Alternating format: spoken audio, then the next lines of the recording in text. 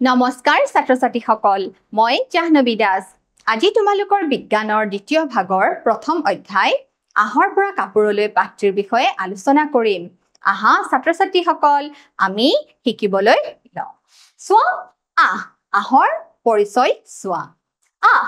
হৈছে দীঘল মিহি অবিৰত সূতা হৈছে দীঘল মিহি অবিৰত সূতা বা উদ্ভিদ আৰু প্ৰাণীৰ পৰা পোৱা যায় দেখিছানে আহৰ পৰা সূতা প্ৰস্তুত কৰা হয় আৰু সূতাৰ পৰা কি কৰা হয় কাপোৰ বোৱা হয় আৰু কাপোৰ বোৱাৰ পিছত আমি কি লাভ কৰো কাপোৰ লাভ কৰো দেখিছানে তোমালোকৰ আগত এটা তৃণভোজী প্ৰাণীৰ চিত্ৰ দেখুৱা হৈছে তাৰ মানে ভেড়াৰ চিত্ৰ দেখুৱা হৈছে আমি ইয়াৰ পৰা গম পালো যে ভেড়াৰ পৰা আমি কি পাবলৈ সক্ষম হওঁ ঊন পাবলৈ সক্ষম হওঁ চোৱা আহৰ প্ৰকাৰ এতিয়া আমি চাও আহৰ প্ৰকাৰসমূহনো কেনেকুৱা দুই প্ৰকাৰ পোৱা যায় প্ৰাকৃতিক আৰু সাংশ্লেষিক প্ৰাকৃতিক মানে প্ৰকৃতিৰ পৰা পোৱা আৰু সাংশ্লেষিক মানে কৃত্ৰিম বা মানৱ সৃষ্ট তাৰ মানে মানুহে সৃষ্টি কৰা চোৱা প্ৰাকৃতিক আমি উদ্ভিদৰ পৰা পাওঁ আৰু প্ৰাণীৰ পৰাও পাওঁ আমি উদ্ভিদৰ পৰা পোৱা প্ৰাকৃতিক হৈছে কপাহ আৰু মৰাপাট আৰু প্ৰাণীৰ পৰা পোৱা প্ৰাকৃতিক হৈছে ঊন আৰু পাত তোমালোকে নামবোৰ মনত ৰাখিবা ঊন আৰু পাত আৰু উদ্ভিদৰ হৈছে প্ৰাকৃতিকগতভাৱে পোৱা হৈছে মৰাপাট আৰু কপাহ কৃত্ৰিম কি হ'ব পাৰে নাইলন পলিয়েষ্টাৰ আদি ৰেয়ন নাইলন পলিয়েষ্টাৰ আদি হৈছে মানৱ সৃষ্ট মানে কৃত্ৰিম গতিকে আহৰ প্ৰকাৰ মনত ৰাখিবা ছাত্ৰ-ছাত্ৰীসকল চোৱা প্ৰাণীৰ ঊন আৰু পাতৰ প্ৰাণীৰ পৰা আহৰণ কৰা হয় দেখিছানে ঊন আৰু পাতৰ প্ৰাণীৰ পৰা আহৰণ কৰা হয় পাতৰ পাত পলুৰ লেটা গুটিৰ পৰা পোৱা যায় দেখিছা পাতৰ পাত পলুৰ লেটা গুটিৰ পৰা পোৱা যায় ভেড়া ছাগলী আৰু ইয়াক আৰু আন কিছুমান প্ৰাণীৰ পৰাও কি পোৱা যায় জানানে ঊন পোৱা যায় গতিকে তোমালোকে নামবিলাক মনত ৰাখিবা তোমালোকৰ আগত ধুনীয়াকৈ চিত্ৰসমূহ দেখুৱা আছে গতিকে তোমালোকৰ নিশ্চয় মনত থাকিব লামা আলপাকা এই জন্তুসমূহ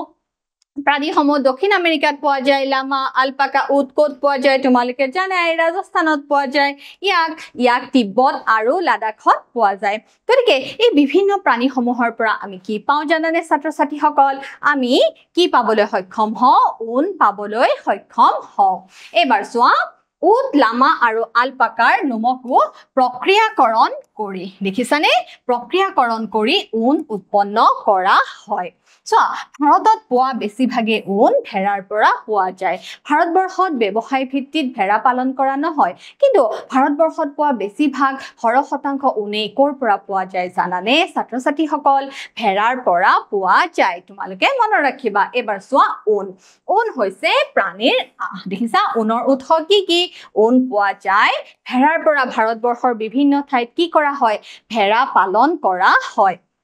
ইয়াক তিব্বত আৰু লাডাখ এংগৰা ছাগলী পাহাৰীয়া অঞ্চল জম্মু আৰু কাশ্মীৰৰ হয়নে চোৱা বহুত নুমাল হয় উট ৰাজস্থান লামা আৰু আলপাকা ক'ত পোৱা যায় দক্ষিণ আমেৰিকাত পোৱা যায় এবাৰ চোৱা তোমালোকে জানানে এই প্ৰাণীবোৰৰ শৰীৰত কিয়নো ডাঠ নোমৰ আৱৰণ থাকে ছাত্ৰ-ছাত্ৰীসকল এই প্ৰাণীবোৰৰ শৰীৰত কিয় ডাঠ নোমৰ আৱৰণ থাকে এই কাৰণে ডাঠ নোমৰ আৱৰণ থাকে জানানে কাৰণ এই ইহঁতৰ শৰীৰৰ ভিতৰত কি আবদ্ধ হৈ থাকিব পাৰে তেতিয়া বায়ু আবদ্ধ হৈ থাকিব পাৰে আৰু সিহঁতৰ শৰীৰটো কি কৰি ৰাখে তেতিয়া গৰম কৰি ৰাখে চোৱা এই প্ৰাণীবোৰৰ শৰীৰত কিয় ডাঠ নোমৰ আৱৰণ থাকে নোমবোৰে বহুত বায়ু আবদ্ধ কৰি ৰাখিব পাৰে বায়ু ধৰি ৰাখিব পাৰে বায়ু হৈছে তাপৰ কুপৰিবাহী তাৰ মানে বায়ুৰ মাজেৰে তাপ পাৰ হৈ যাব নোৱাৰে সেই কাৰণে নোমে এই প্ৰাণীবোৰৰ গা কি কৰি ৰাখে দেখিছানে ছাত্ৰ-ছাত্ৰীসকল এই প্ৰাণীসমূহৰ গা উষ্ণ কৰি ৰাখে এতিয়া বুজি পাইছা ছাত্ৰ-ছাত্ৰীসকল চোৱা ভেড়া পালন আৰু প্ৰজনন চোৱা নিৰ্বাচিত প্ৰজনন মানেনো কি প্ৰথমে আমি অলপ ভেড়া পালনৰ বিষয়ে শিকি লওঁ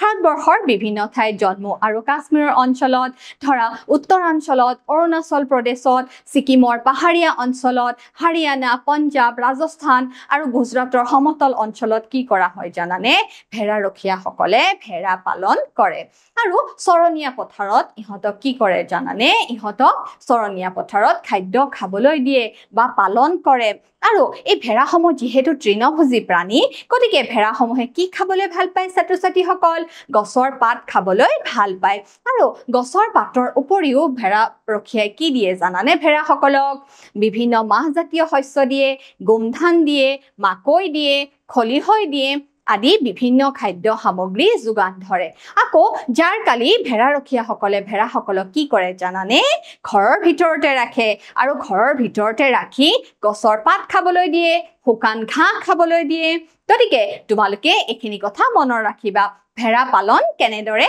কৰা হয় আৰু এই ভেড়া পালন কিন্তু ভাৰতবৰ্ষত ব্যৱসায় ভিত্তিত কৰা নহয় এইটো তোমালোকে মনত ৰাখিবা এবাৰ চোৱা নিৰ্বাচিত প্ৰজনন মিহি অধস্থ নোম থকা পূৰ্ণ ভেড়া পোৱালি জন্ম দিবলৈ মতা মাইকী ভেড়া বাছনি কৰা পদ্ধতিটো কি বুলি কোৱা হয় নিৰ্বাচিত প্ৰজনন বুলি সিলেক্টিভ ব্ৰিডিং বুলি কোৱা হয় দেখিছানে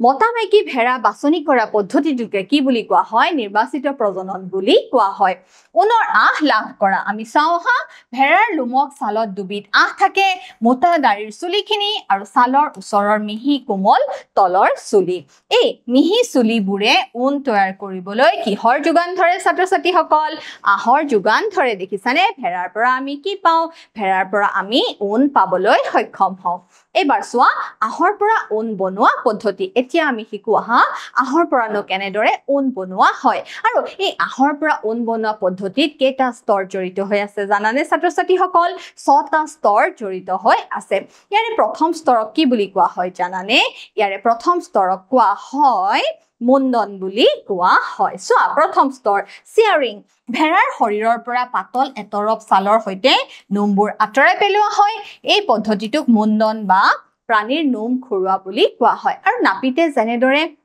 চুলি খুৰাই সেই একে ধৰণৰ পদ্ধতিৰে কি কৰা হয় মুণ্ডন কৰা হয় এই মুণ্ডনৰ ফলত কিন্তু ভেড়াৰ কোনো ক্ষতি সাধন নহয় পিছত আকৌ নোমবোৰ কি হয় জানানে পিছত আকৌ নোমবোৰ গজি উঠে আকৌ এই চিয়াৰিং বা মুণ্ডন কি কৰা হয় গৰম কালতহে কৰা হয় তেতিয়া ভেড়াসকলে কি নাপায় জানানে কোনো ধৰণৰ কষ্ট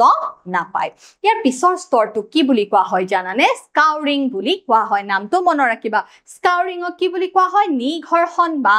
পৰিষ্কাৰকৰণ বুলিও কোৱা হয় প্ৰথম স্তৰ আমি পালো মুণ্ডন ইয়াৰ পিছৰ স্তৰটো কি ছাত্ৰ-ছাত্ৰীসকল ইয়াৰ পিছৰ স্তৰটো হৈছে নিঘৰ্ষণ বা পৰিষ্কাৰকৰণ বা স্কাউৰিং বুলি কোৱা হয় ছালৰ সৈতে কাটি লোৱা নোমবোৰ চৌবাচ্চা বা টেংকি এটাত কি কৰা হয় ভালদৰে ধুই তেল ধুলি আৰু ময়লাবোৰ কি কৰা হয় আঁতৰাই লোৱা হয় ইয়াক নিঘৰ্ষণ বা পৰিষ্কাৰকৰণ বুলি কোৱা হয় যিমানবোৰ ময়লা থাকে তেল ধুলি আদি থাকে তাক কি কৰা হয় আঁতৰাই পেলোৱা হয় আৰু এই পদ্ধতিটোকে কি বুলি কোৱা হয় দেখিছানে কেনেদৰে কি কৰিছে চৌবাচ্চা এটা টেংকিত কি কৰিছে ধুলি বালি তেল ময়লাবিলাক কি কৰিছে আঁতৰাই পেলাইছে ইয়াক কি বুলি কোৱা হয় স্কাউৰিং বুলি কোৱা হয় আৰু তৃতীয় স্তৰটো কি বুলি কোৱা হয় জানানে ছাত্ৰ-ছাত্ৰীসকল ভাগ কৰা বা বৰ্গীকৰণ বুলি কোৱা হয় চোৱা তৃতীয় স্তৰ হৈছে বৰ্গীকৰণ নোম থকা ছালবোৰ কাৰখানালৈ পঠিওৱা হয় ইয়াক ভিন ভিন মসৃণতাৰ ওপৰত ভিত্তি কৰি দেখিছানে ইয়াক ভিন ভিন মসৃণতাৰ ওপৰত ভিত্তি কৰি নোমবোৰ কি কৰা হয় পৃথক কৰা হয় এতিয়া আমি চতুৰ্থ স্তৰ চাওঁ হা হোম থকা সৰু ভুবুৰা নোমবোৰ স্মল ফ্লাফি ফাইবাৰ্স যাক কি বুলি কোৱা হয় বাৰ্স বোলা হয় সেইবোৰ নোমবোৰৰ পৰা আঁতৰাই পেলোৱা হয় এই আহবোৰ আকৌ কি কৰা হয় পৰিষ্কাৰ কৰা হয় আৰু কি কৰা হয় শুকুওৱা হয় এতিয়া এই আহবোৰৰ পৰাই ঊণ সূতা প্ৰস্তুত কৰা হয় দেখিছানে এই আহবোৰৰ পৰাই কি কৰা হয় ঊণ সূতা প্ৰস্তুত কৰা হয় So, পঞ্চম স্তৰ ভেড়া আৰু ছাগলীৰ প্ৰাকৃতিক নোমবোৰ নেচাৰেল যিবিলাক ফ্লিচ থাকে সাধাৰণতে কলা মুগা বা বগা ৰঙৰ হয় যিবোৰ প্ৰাকৃতিকভাৱে পোৱা ৰং যিবোৰ আমি আহ পাওঁ কেনেকুৱা ধৰণৰ হয় নোম পাওঁ কলা মুগা বা বগা ৰঙৰ হয় গতিকে এই স্তৰত কি কৰা হয় জানানে ৰং কৰা হয় দেখিছানে সেই কাৰণে এইটো খাপত আহ বিলাকত কি কৰা হয় বিভিন্ন ৰঙত ৰং দিয়া হয় তাৰ মানে ৰঙীন কৰি তোলা হয় কাৰণ আমি বজাৰত বিভিন্ন ৰঙৰ ঊণ সূতা পাবলৈ সক্ষম হওঁ সো ষষ্ঠ স্তৰ আহবোৰ পোন কৰা হয়, ফনিওৱা হয় আৰু পকোৱা সূতালৈ ৰূপান্তৰ কৰা হয়। দেখিছানে? আহবোৰ পোন কৰা হয়, ফনিওৱা হয় আৰু দেখিছানে পকোৱা সূতালৈ ৰূপান্তৰ কৰা হয়। তাৰপিছত চোৱা, দীঘল আহৰ পৰা কি প্ৰস্তুত কৰা হয়? ঊণ প্ৰস্তুত কৰা হয়। দীঘল আহৰ পৰা ঊণ তৈয়াৰ কৰা হয়। এইবাৰ চোৱা, বৃত্তিগত সংকট বা বিপদ। এতিয়া আমি চাওঁ আহা, বৃত্তিগত সংকট বা বিপদ মানেনো কি? চোৱা, ঊণ উদ্যোগ জীৱিকাৰ এক গুৰুত্বপূৰ্ণ মাধ্যম। দেখিছানে? বহুত শ্ৰমিক ইয়াত জড়িত হৈ আছে। জীৱিকাৰ ক্ষেত্ৰত এক গুৰুত্বপূৰ্ণ মাধ্যম হৈছে ঊণ উদ্যোগ। কিন্তু ভাগ কৰা বা বৰ্গীকৰণৰ কামটো, এই ভাগ কৰা বা বৰ্গীকৰণ যিটো তৃতীয় স্তৰ আছে, এই কামটো কি জানানে? সহজ নহয়, ই অতি বিপদজনক। কাৰণ কি জানানে? ইয়াতে এটা বেক্টেৰিয়াৰ দ্বাৰা শ্ৰমিকসকল আক্ৰমণ হ'ব পাৰে। আৰু সেই বেক্টেৰিয়াটোৰ নাম কি জানানে ছাত্ৰ-ছাত্ৰীসকল? বেক্টেৰিয়াটোৰ নাম হৈছে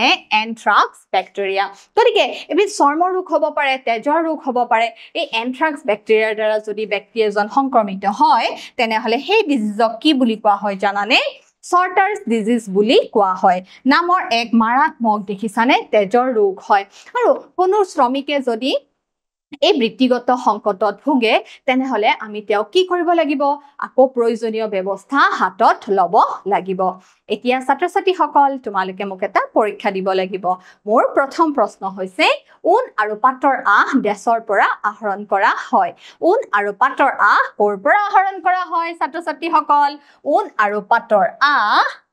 প্ৰাণীৰ পৰা আহৰণ কৰা হয়। দেখিছানে? ঊণ আৰু পাটৰ আহ প্ৰাণীৰ পৰা আহৰণ কৰা হয়। মোৰ দ্বিতীয় প্ৰশ্ন চোৱা, তিব্বত আৰু লাডাখত এংগৰা ছাগলীৰ পৰা ঊণ আহৰণ কৰা হয়। ই শুদ্ধ নে অশুদ্ধ? ই হৈছে অশুদ্ধ।